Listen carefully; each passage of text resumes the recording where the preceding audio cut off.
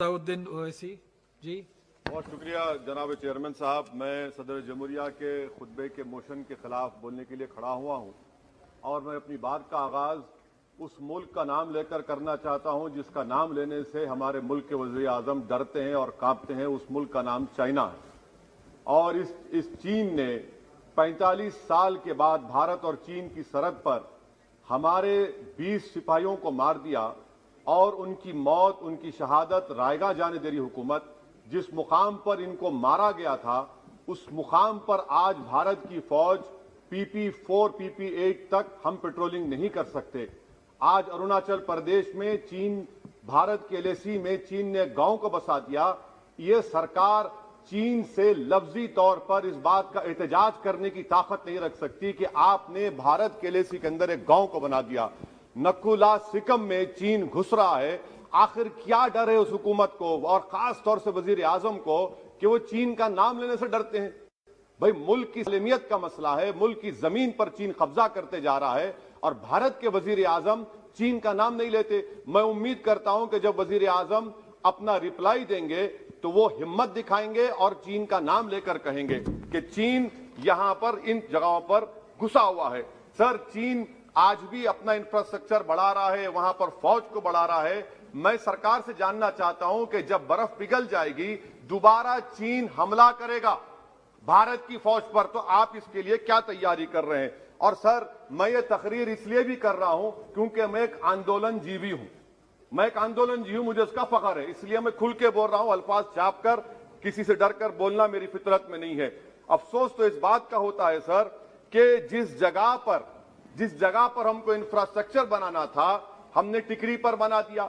जिस जगह पर हमको वो इंफ्रास्ट्रक्चर बनाना था हमने सिंगूर में बना दिया। जो इंफ्रास्ट्रक्चर की जरूरत थी हमने गाजीपुर पर बना दिया, अरुणाचल प्रदेश में नहीं बनाया। आखिर हो क्या रहा है? क्या किसान से जो बर्ताव किया जा रहा है वो ऐसा लग रहा है कि वो चीन की फौज बनी हुई है और जो चीन की फौज से बर्ताव किया जाना था आप किसानों से कर रहे हैं? तो मैं इस हुकूमत से जानना चाहता हूं कि इंफ्रास्ट्रक्चर और ये किसानों से क्यों जुल्म किया जा रहा है? सर, यहां पर ये तीनों कानून को लेना पड़ेगा वापिस, आपको आपकी अना को थोड़ा मिटाना पड़ेगा और तीनों कानून को वापस लेना पड़ेगा। सर, यहां पर मेरे को साहिर लुधियानवी का एक शेर याद आ रहा है। मैं साहिर लुधियानवी के साथ माजरत के साथ उस शेर में तरमीम करके कहना चाहूंगा कि जो मौजूदा हालात पर के साहिर लुधियानवी का शेर को थोड़ा तब्दील करके कि चीन पर करम, किसानों पर सितम, रहने दे थोड़ा सा भरम, ऐ जाने वफा ये जुल्म ना कर। ये साहिर लुधियानवी ने कहा था। हाँ, आपसे पूछ के करेंगे क्या? आप तो टुट्टे शायर हैं, ना शायरी आती आपको, ना जौक है, ना कुछ है, बोले जाते हैं क्या क्या बोलते हैं आपको ही मालूम। बहरहाल सर, ये जो किसानों का कानून है इसमें क्या काला है? काला इसमें यह है कि इस हाउस को एग्रीकल्चर स्टेट सब्जेक्ट है और कहां लिखा है संविधान में? एंट्री 14, एंट्री 28, शेड्यूल 7 में। और ये फेडरलिज्म के खिलाफ है। केशवानंदा भारती खास तौर पर कहता है कि फेडरलिज्म बेसिक स्ट्रक्चर है। तो ये सबसे बड़ा काला है।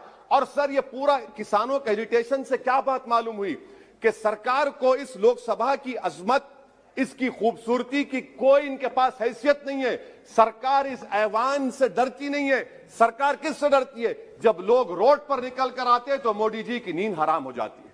तो वही आप पैगाम दे रहे हैं कि लोग रोड पर निकले तो सरकार कहती है कि हम 1.5 साल तक कानून को मुलतवी कर देंगे। अरे आप कैसा बोलते? क्या इस ऐवान की तौहीन नहीं है? क्या आप यहां पर कानून अपनी ताकत की बुनियाद पर बनाते हैं और इस लोकसभा की अजमत को निस्तनाबूद कर देते हैं? तो ये बात आपने पैगाम दी कि जब लोग रोड पर निकल कर आते आप डरते हैं। आप बनाओ CAA के रूल्स, इंशाअल्लाह हम दोबारा रोड पे निकलेंगे, पूरे भारत में उसके खिलाफ एहतजाज होगा। सर, तीसरी बात, सबका साथ, सबका विकास, सबका विश्वास, ये भी झूठ है। क्यों झूठ है? बाबरी मस्जिद के डेमोलिशन का केस आता है, जजमेंट आता है और केस में कहा जाता है कि किसी ने नहीं तोड़ा। अगर सरकार उस जजमेंट के खिलाफ अपील क्यों नहीं करती? एक क्रिमिनल एक्ट सुप्रीम कोर्ट ने कहा डेमोलिशन ऑफ बाबरी मस्जिद को।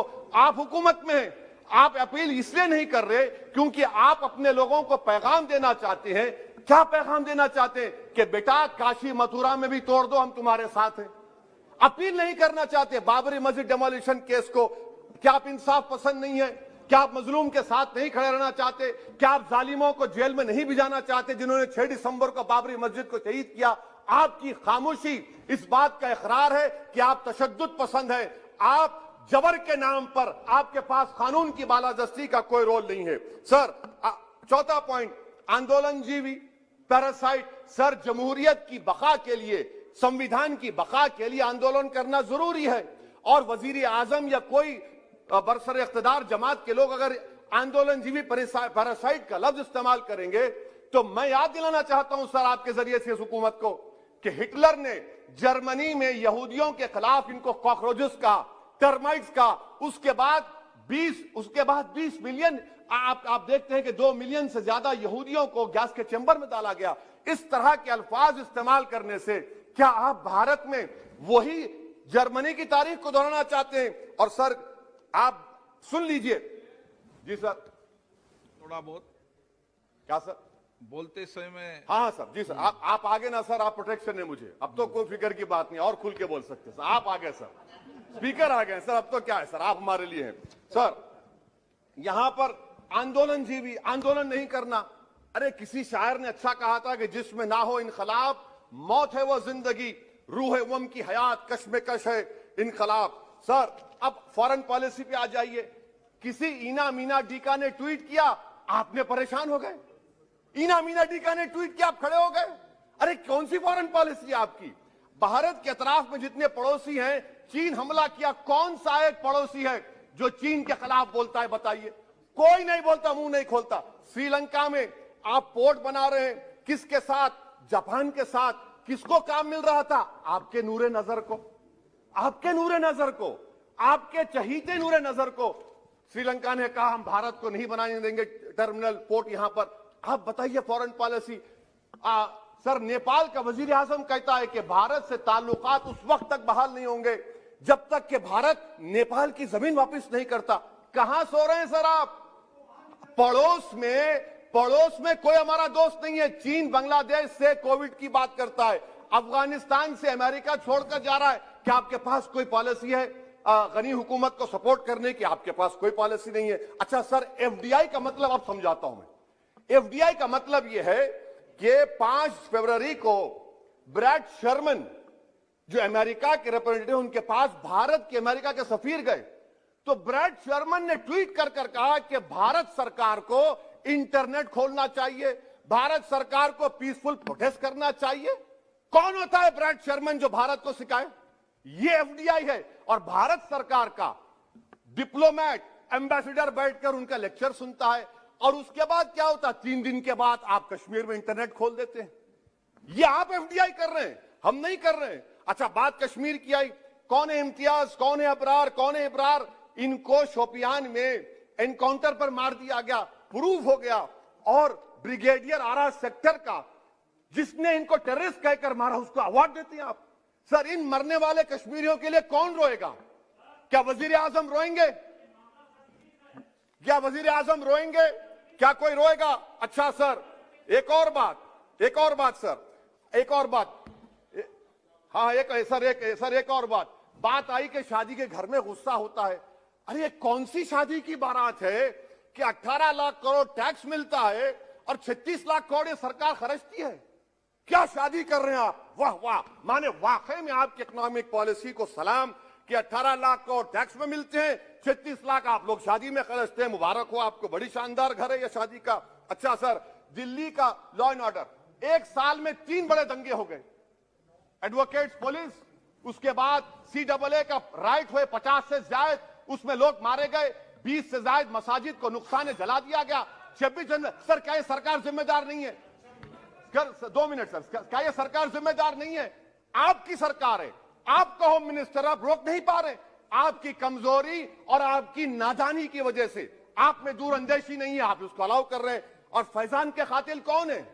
क्यों नहीं पकड़ा फैजान के कातिल को आपने अब तक? जिन बच्चों को रोड पर मारा जा रहा था, जनगण मन बोला जा रहा था, एक तो आप तब तक नहीं पकड़े आप। अच्छा सर, आखिर में मैं आपको बात याद दिलाना चाहता हूं कि इसमें एस्पिरेशनल डिस्ट्रिक्ट्स 11 में से 20 बैकवर्ड डिस्ट्रिक्ट्स नीति आयोग के सीमांचल मुस्लिम डोमिनेटेड है सर। सीमांचल में कटिहार, पूर्णिया, अररिया है। सर, पूर्णिया का एयरपोर्ट सिविल टर्मिनल का काम क्यों नहीं होता सर? अब आ जाइए सर माइनॉरिटीज पर। 3 स्कॉलरशिप स्कीम है, मैं पुकार रहा हूं, मुतालबा कर रहा हूं कि डिमांड ड्रिवन करो। सरकार ने 2020-21 में 3 स्कॉलरशिप के लिए 2265 करोड़ का ऐलान किया। कितने पैसे आपने दिए? सबका साथ, सबका विकास, सबका विश्वास, 436 करोड़ रुपए। किसको झूठ बना रहे हैं आप?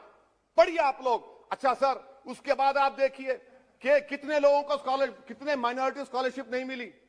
42,36,000 माइनॉरिटी स्कॉलरशिप नहीं मिली, और सबसे ज्यादा इलिटरेसी मुसलमानों की है, लेडीज की है। आप बोलते नहीं है। इसीलिए सर मैं आखिर में आपके जरिए से हुकूमत से अपील कर रहा हूं कि आंदोलन होगा, नाइंसाफी के